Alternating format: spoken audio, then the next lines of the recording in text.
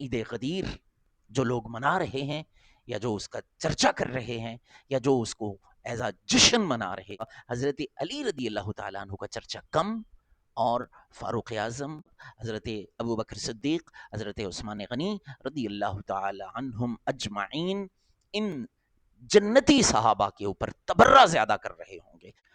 ذوالحجہ کے مہینے میں حضور اکرم صلی اللہ تعالی علیہ وسلم جب مکے سے واپس تشریف لا رہے تھے، حج ادا کرنے کے بعد اب واپس تشریف لا رہے تھے، تو غدیر خم کے مقام پر حضور اکرم صلی اللہ تعالی علیہ وسلم نے یہ اعلان فرمایا کہ من کنت مولاہ فہذا علی مولاہ، کہ جس کا میں مولا ہوں، جس کا میں والی ہوں، جو مجھ سے محبت کرتا ہے وہ اس علی سے بھی محبت کرے۔ اس کا بیک گراؤنڈ علماء کرام نے، اس وقت کے صحابہ کرام نے، اس وقت کے مورخین نے جو لکھا ہے وہ یہ تھا کہ کچھ لوگ جو حضرت علی رضی اللہ تعالیٰ عنہ سے اختلاف رکھتے تھے، اختلاف رائے رکھتے تھے، یا کچھ بھی ان کے آپس کے معاملات تھے جو ڈسٹرب چل رہے تھے، ان معاملات کو درست کرنے کے لیے حضور اکرم صلی اللہ تعالیٰ علیہ وسلم نے یہ اہم ترین اعلان فرمایا کہ جس کا میں مولا ہوں یہ علی اس کے مولا ہیں، جو مجھ سے محبت کرتا ہے وہ علی سے محبت کرے۔ یہ ایک اعلان بڑی فضیلت، بڑی اہمیت کا حامل، لیکن پھر آتی ہے 18 ذوالحجہ۔ 18 ذوالحجہ کو حضرت سیدنا عثمان غنی رضی اللہ تعالیٰ عنہ، ان کو مدینے کے اندر ظلماً شہید کیا جاتا ہے، ان کے گھر میں، ان کے دارالخلافہ میں، جی ہاں، شہر مدینہ کے اندر۔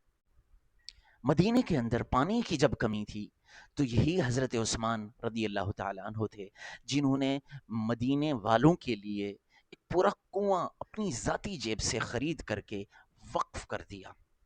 ایک وقت آیا کہ ان کے اوپر اسی کنویں کا پانی بند کر دیا گیا۔ 40 دن تک حضرت سیدنا عثمان غنی رضی اللہ تعالیٰ عنہ کی ذات کے اوپر 40 دن تک اسی کنویں کا پانی بند کر دیا گیا، کھانا بند کر دیا گیا، راشن بند کر دیا گیا، آپ کو اپنے گھر کے اندر محصور کر دیا گیا۔ صرف قرآن کی تلاوت تھی، اپنے رب کی عبادت تھی، حضرت عثمان تھے اور ان کا گھر تھا۔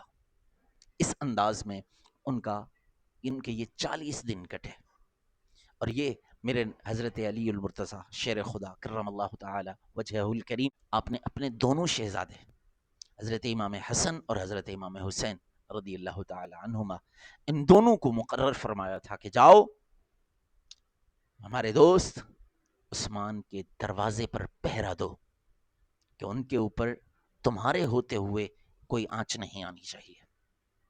حضرت روایات کے الفاظ ہیں، امام حسن اور امام حسین حضرت عثمان غنی رضی اللہ تعالیٰ عنہ کے دروازے پر موجود رہے ان کی حفاظت کی نیت سے کہ ان کے اوپر کوئی اٹیک نہ کرے، ان کے اوپر کوئی حملہ نہ کرے۔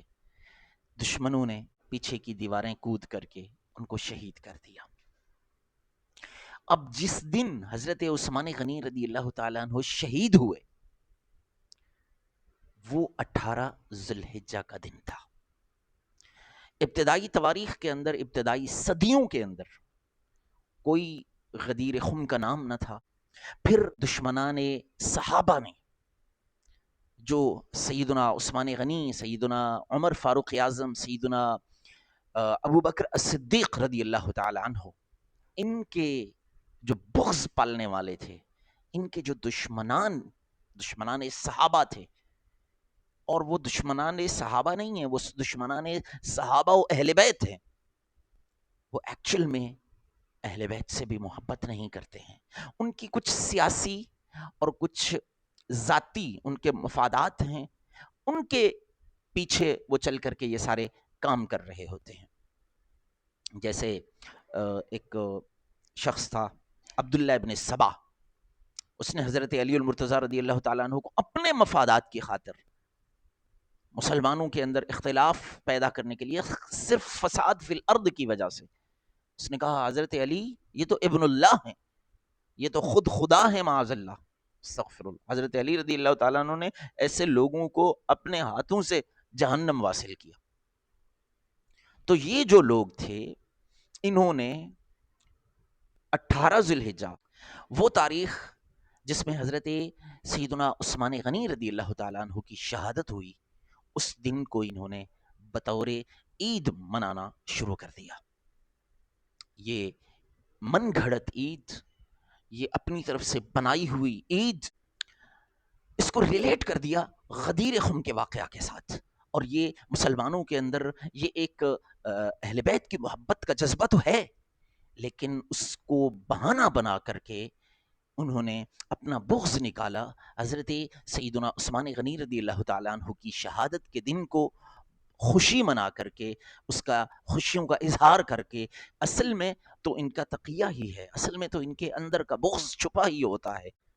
یہ اپنے اندر کا بغض تو ظاہر کرتے نہیں ہیں. میں اپنے مسلمان بھائیوں سے گزارش کرنا چاہتا ہوں کہ میرے بھائی، آپ حضرت علی رضی اللہ تعالیٰ عنہ سے محبت ہم بھی کرتے ہیں اور الحمدللہ آپ بھی کرتے ہیں، لیکن اس کا طریقہ یہ نہیں ہونا چاہیے جو دشمنان صحابہ نے بنایا ہے، بلکہ اس کا طریقہ وہ ہونا چاہیے جو اہل اللہ نے بتایا ہے، جو اہل سنت نے بتایا ہے، جو ہمارا اسلاف کا طریقہ چلا آ رہا ہے، کہ ہم کسی ایک کی محبت میں اس قدر آگے بڑھ کر اس قدر غلو نہیں کرتے ہیں کہ دوسروں کی شان میں تنقیص ہونے لگے.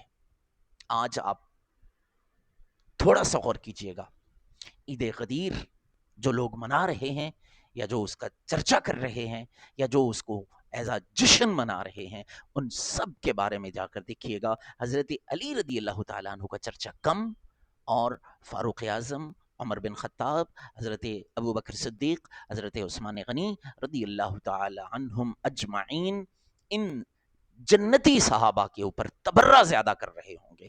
یہ جو اللہ کے رسول صلی اللہ تعالی علیہ وسلم نے جن کو دھرتی پر چلتے پھرتے جنتی ہونے کا سرٹیفکیٹ ایشو کر دیا، حضور اکرم صلی اللہ علیہ وسلم نے ان کو جنتی صحابہ قرار دے دیا، ان کے بارے میں تبرہ کرتے ہوئے، ان کے اوپر بکواس کرتے ہوئے، ان کے اوپر زبان درازیاں کرتے ہوئے آپ ان کو پائیں گے. یہ محبت اہل بیت نہیں ہے، یہ محبت علی المرتضی رضی اللہ تعالی عنہ نہیں ہے. یہ کہتے ہیں جی یہ خلافت کا اعلان تھا کہ من کنت مولاہ فہذ علی مولاہ، یہ خلافت علی کا اعلان تھا. ایسا نہیں ہے. تو جو صحابہ وہاں پر موجود تھے ان میں سے کوئی تو بولتا کہ یہ کیا ہو رہا ہے، کہ ایسا کیوں کیا جا رہا ہے، خلافت تو حضرت علی کی تھی، حضور نے عطا فرما دی تھی. نہیں، کوئی ایک صحابی بھی نہیں بولے. متفقہ طور پر سارے صحابہ نے بشمول حضرت علی المرتضی شیر خدا رضی اللہ تعالی عنہ، سارے صحابہ نے مل کر کے سیدنا ابو بکر صدیق رضی اللہ تعالی عنہ کی بیعت کی. یہ اتفاقی اور اجماعی بیعت تھی. یہ خلافت سیدنا ابو بکر صدیق رضی اللہ تعالی عنہ تمام صحابہ کا اجماعی فیصلہ تھا، تمام صحابہ کا اجماعی فیصلہ تھا. اور حضور اکرم صلی اللہ تعالی علیہ وسلم کی احادیث اور نصوص قطعیہ اس کے اوپر وارد ہیں.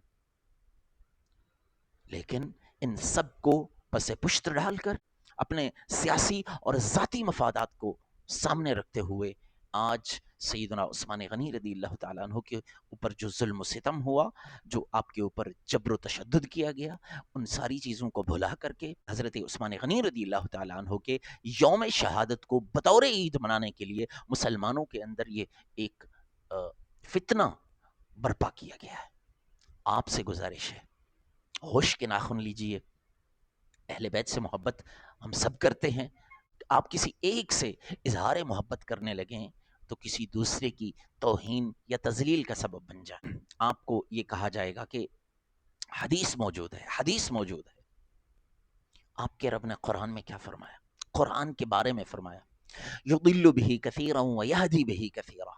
یہی قرآن ہے، اسی کے ذریعے سے بہت سارے لوگ ہدایت پاتے ہیں، بہت سارے لوگ گمراہ ہو جاتے ہیں.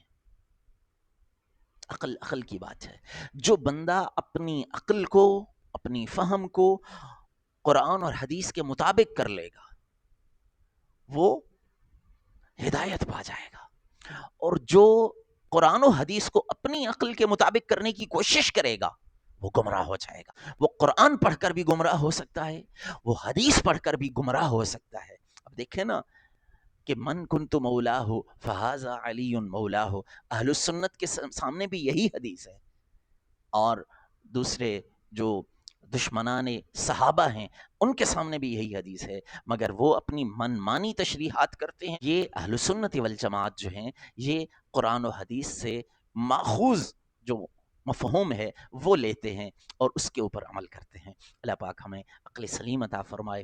وآخر دعوانا ان الحمد للہ رب العالمین.